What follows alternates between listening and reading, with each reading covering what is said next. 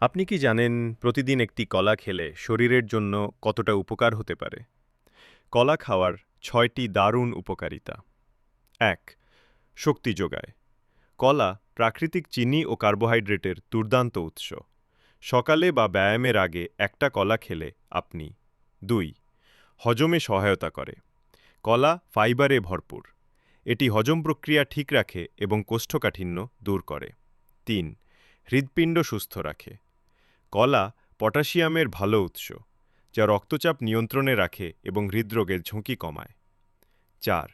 মেজাজ ভালো করে।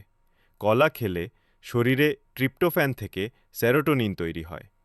এটি আপনার মন ভালো করে দেয় এবং মানসিক চাপ কমায়। ৫.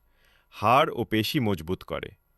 কলা ক্যালসিয়াম ও ম্যাগনেসিয়ামে সমৃদ্ধ, যা হাড় ও পেশিকে মজবুত করে। ৬. ওজন নিয়ন্ত্রণে সাহায্য করে। কলা পেট ভরায় এবং ক্ষুধা কমায়, ফলে অতিরিক্ত খাবার খাওয়ার প্রবণতা কমে যায়।